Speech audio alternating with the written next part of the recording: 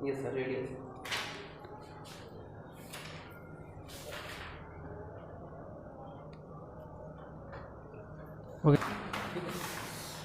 देखिए आज का वीडियो जो है वो बहुत ही 10 क्लास के लिए बहुत ही इम्पोर्टेंट वीडियो है।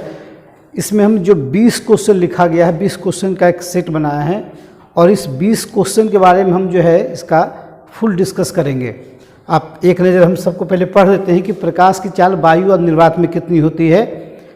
तो एक एक करके अगर हम इसको देखें तो आप नोट करते जाइएगा कि प्रकाश की चाल जो है वो वायु या निर्वात में आप नोट कर लीजिएगा कि 3 गुना 10⁸ मीटर प्रति सेकेंड होती है। यहाँ ध्यान देना है कि एग्ज़ाम में आपको अगर जो है मल्टीपल क्वेश्चन रहता है चॉइस, तो वहाँ आपको m की जगह cm लिख देगा। तो यहाँ ध्यान देना है आपको कि जो है 3 गुने 10⁸ मीटर प्रति सेकेंड लिखना है। चलिए, फोकस दूरी और वक्रता त्रिज्या में संबंध लिखना है। तो आप याद कर लीजिए कि f जो होता है वो वक्रता त्रिज्या की आधी होती है। फोकस दूरी जो होती है वो वक्रता त्रिज्या की आधी होती है। तो आपका जो आएगा वो f इक्वल लिखना है आपको r/2। अब यहाँ एक क्वेश्चन है 3rd नंबर में क्वेश्चन में कि कौन सा दर्पण वास्तविक और आभासी दोनों प्रतिबिंब बनाता है। तो आपको याद रखना है कि अवतल दर्पण जो है, याद रखिएगा, अवतल दर्पण वो वास्तविक और आभासी दोनों प्रतिबिंब बनाता है। उत्तल दर्पण जो है वो केवल आभासी प्रतिबिंब बनाता है, लेकिन अवतल दर्पण जो है वो वास्तविक और आभासी दोनों प्रतिबिंब बनाता है। आप पढ़े होंगे तो उसका केस आपको याद होना चाहिए। आवर्धन सूत्र लिखना है तो इसमें 2 चीज आता है। m का मान जो है वो अगर आप दर्पण के लिए लिख रहे हैं तो -v/u होगा, ये दर्पण के लिए है। और अगर आप लेंस में लिख रहे हैं तो m का मान जो होता है वो v/u होता है, ये लेंस के लिए। अब देखिए किसका अपवर्तनांक सबसे अधिक होता है। तो आप नोट करिए कि हीरा का अपवर्तनांक जो है वो सबसे अधिक होता है। स्नेल का नियम लिखिए। स्नेल का नियम क्या कहता है कि प्रकाश के किसी खास वर्ण के लिए आपतन कोण की ज्या और अपवर्तन कोण की ज्या का अनुपात हमेशा नियत होता है। तो आप म्यू इक्वल जो है आप लिख लीजिए sin i/sin r। आप n भी लिख सकते हैं। तो ध्यान देना है कि म्यू r क्या होता है, sin i/sin r। लेंस की क्षमता का अगर SI मात्रक है तो SI मात्रक जो है याद रखिएगा कि वो प्रति मीटर होता है। लेंस की क्षमता का SI मात्रक जो है वो प्रति मीटर होता है। इसका व्यवहारिक मात्रक जो है वो डायोप्टर होता है। व्यवहारिक मात्रक डायोप्टर होता है। प्रिज्म में कितने सतह तो होते हैं? तो प्रिज्म में 5 सतह होते हैं। अब 9 नंबर क्वेश्चन है कि प्रमुख दृष्टि दोष में प्रयुक्त होने वाले लेंस का नाम लिखना है। तो देखिए प्रमुख दृष्टि दोष जो है वो एक निकट दृष्टि दोष हो गया।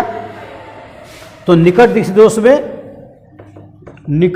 दोष में आपको जो है वो अवतल लेंस लिखना है। याद रखना है कि निकट दृष्टि दोष के लिए अवतल लेंस प्रयोग करते हैं। दीर्घ दृष्टि दोष अगर आपका है तो दीर्घ दृष्टि दोष में वो उत्तल लेना है। और जरा दृष्टि दोष जो होता है, एक जो रोग बुढ़ापे में होता है, इसके लिए आप जो है बायफोकल लेंस या द्विफोक्सी लेंस जो है वो लिखते हैं। और एक जो है ये 3 जो है आपको याद रखना है। निकट दृष्टि दोष में अवतल, ऐसे भी आप याद रख सकते हैं। अगर इसमें 3 लेटर है तो आप इसके लिए देखिए कि बड़ा के साथ बड़ा लिखना है, छोटा के साथ छोटा लिखना है। तो आप निकट दृष्टि दोष के लिए अवतल लिखिएगा और दीर्घ के लिए उत्तल, और जरा दृष्टि दोष के लिए बायफोकल लेंस यानी कि द्विफोक्सी लेंस लेते हैं। अब आगे देखिए कि 1 एंगस्ट्रम में कितना मीटर होता है। तो 1 एंगस्ट्रम जो होता है वो 10⁻⁻10 के बराबर होता है। अब आ जाए 11 नंबर क्वेश्चन कह रहा है कि आपका टिंडल प्रभाव क्या है। तो याद रखना है कि किसी भी कोलाइडी विलयन में अगर निलंबित कणों से जो प्रकाश का प्रकीर्णन होता है उसको हम लोग कहते हैं टिंडल प्रभाव। किसी कोलाइडी विलयन में से निलंबित कणों से होने वाले प्रकाश के प्रकीर्णन को कहते हैं टिंडल प्रभाव। फिर देखिए प्रतिरोधकता का मात्रक क्या है। इसका मात्रक जो होता है वो ओम मीटर होता है। ओम मीटर, आप इसको इस तरह से सिंबल के द्वारा दर्शा सकते हैं। चलिए 1 किलोवाट घंटा में 1 किलोवाट घंटा जो होता है वो 3.6 गुना 10⁻6 जूल होता है। एक अश्व शक्ति में कितना होता है? एक अश्व शक्ति जो है 1 HP जो है वो 746 वाट के बराबर होता है। विद्युत बल्ब का फिलामेंट किसका बना होता है? तो वो होता है टंगस्टन का बना हुआ। अच्छा, नाइक्रोम किसका मिश्र धातु है? नाइक्रोम जो है यह जो है वो निकिल और क्रोमियम का होता है, प्लस क्रोमियम, निकिल और क्रोमियम का बना होता है।